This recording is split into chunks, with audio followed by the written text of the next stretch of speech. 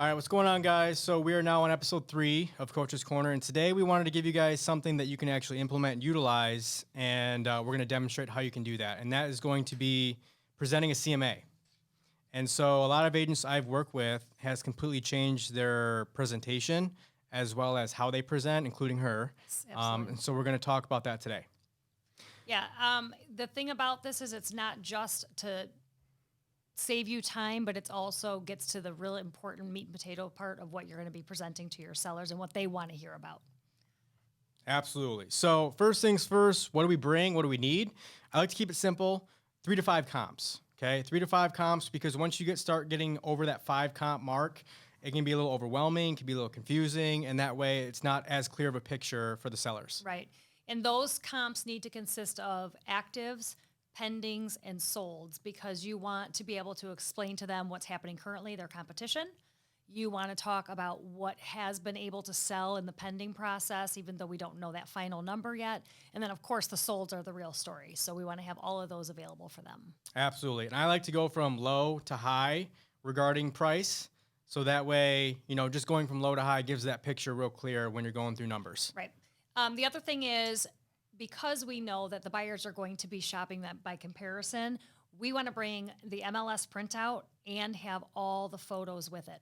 And actually, that is your CMA. Mm-hmm. So it's in the way I used to do it was bring that 20-page CMA. Yeah. That's no longer the case. So now it's literally the MLS printouts are your CMA. Yep, absolutely. Ask, don't tell regarding price, and we're going to demonstrate exactly how you can do that later on. Yep.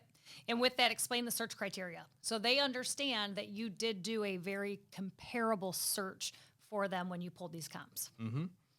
And keep in mind who determines the value, right? It's not us. It's not the seller. It's ultimately the buyer. So when we're presenting our CMA, it needs to be done through the perspective and the eyes of the buyer. Absolutely. Give your sellers an updated view of the market, too, because a lot of sellers, especially right now, they're looking at a year ago, and we're in a different market. Mm-hmm. So we need to be able to educate them on that before they're making decisions on pricing. Absolutely. And then lastly, and we're going to demonstrate how you do this, is when you're presenting CMA, keep the comps in front of them, okay? You want to use them as a resource when you're nailing down that price, because again, the way that we're going to do it is we're going to make it crystal clear for that seller where we need to be at regarding price, and we'll show you how to do that. All right, let's do it. All right. Okay. So I've brought several comps with me today. And again, as you know, buyers are going to determine that price by comparison shopping. Mm-hmm. So the way that I pulled the comparables was similar bedroom sizes, square footage, and went out about 5 miles because that made sense for your type of home. Sure.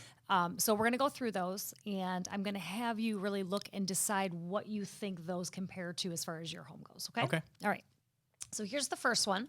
As you can see here, it is an active listing. So this is your competition. When you go on the market, this is what people are going to be seeing up against yours, okay? This one is on for $300,000. Okay. Same bedrooms, bathrooms, and similar square footage. And you can see that down here it has finished lower level. And I brought also the pictures so that you can see what the photos of the home look like. Mm-hmm. And you can see they've done some updates. But again, that's in the eyes of the buyer as well. Right. Okay? So if you had to make a decision on whether this home was higher than yours, similar to yours, maybe lower than yours, what would you put this one in particular? Well, based on everything that I'm looking at, I would say it's probably got a little bit nicer updates than mine. Okay. So probably a little bit more valuable than mine. Okay. So what I'm going to do is I'm going to create piles for you, make Okay. it easy. And this one is actually going to be the higher end so that we know we're at the top here, okay? Gotcha. All right. I did also bring with me a pending. Okay. And pendings are important because that means we have active buyers looking in the market for a home that's got similar features to yours, okay? So this one is pending, was listed at $300,000. Unfortunately, I don't know what it's sold for yet. We can't determine that till it actually closes. Similar bedroom, square footage, finished basement. Mm-hmm. And then you'll see these photos as well so that you can see what types of finishes they've done inside. Gotcha. Okay. So if you had to, again, categorize this one in one of those 3 categories, where would you think this one would fall compared to your home? Overall, again, pretty similar to mine. I'd say it's pretty similar. Similar? Yeah. Okay. All right. So I'm going to put this one here, Okay. and we're going to have this one be one that we feel could be a good comparison for your home. Okay. Okay. The last comp that I brought is actually a sold property. Okay. This one tells our real story. This is one that I can determine what it sold for, how long it was on the market, and also whether it was cash or was it financed. And the reason that's important to you as a seller is if it was financed, we like to know that it did appraise. Right. So we know we're in a good market Okay. number. Okay. So again, very similar square footage, price range, and you also have the same bedrooms and all that. Mm-hmm. Here are the photos of this particular property. Okay. Okay. So again, I'm going to ask you that question. If you had to determine, which pile would you put this one in? Well, this one sold for $285, Right. and I'd say again it's pretty similar to mine, but I want to be at $300,000. Sure. So, with that being said, I mean, where do you think we need to be at? Well, so let me ask you before we go on to that, and I will address that question. But if you had to just, without numbers being a determining factor, just put this in a category based on what you've seen here, what would your thoughts be? It's pretty similar, pretty comparable similar? to mine. Yeah. Okay. All right. So now to answer your question, my job is to educate you. So when I bring these things out, I do my homework so that you don't have to necessarily do all that homework.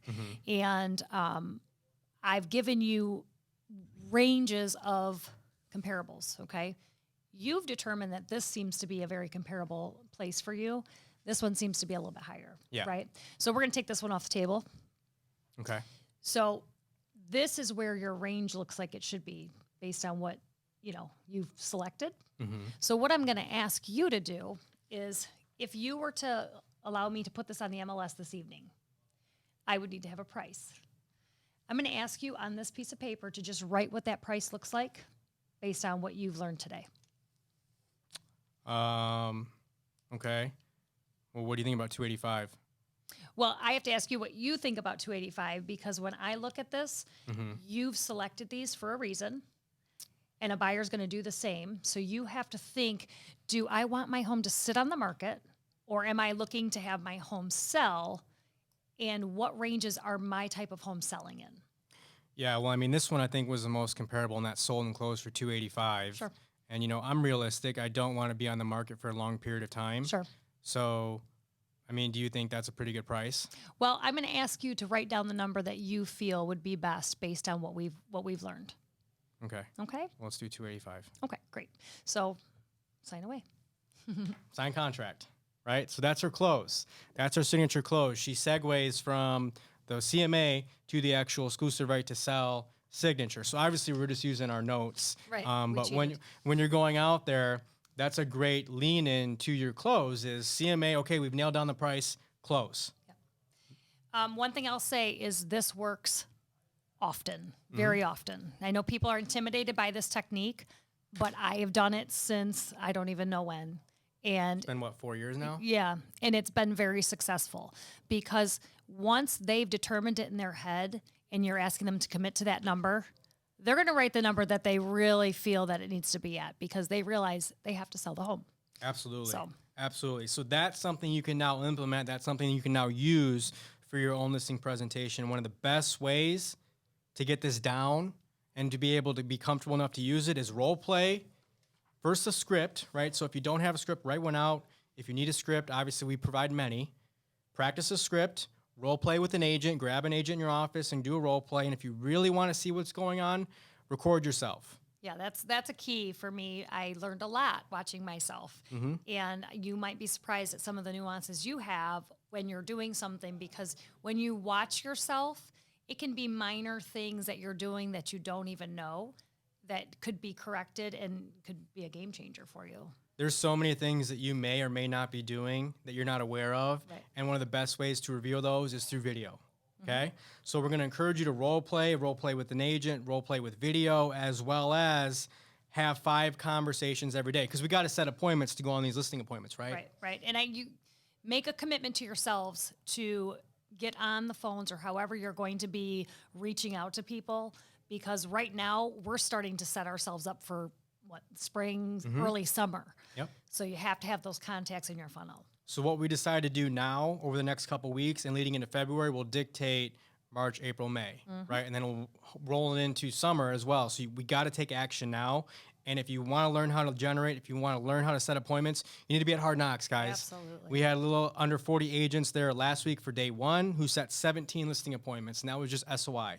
So we're hitting FSBOs and expireds coming up that will lead to listing appointments, which you can then use what you learned today. Yep, absolutely. So that's it, guys. We strongly encourage you to implement, practice, role play. This market demands it. It's something you need to be having a high priority with your skill development. And now your listing appointment should go a lot easier. Have a great day. Thanks, guys.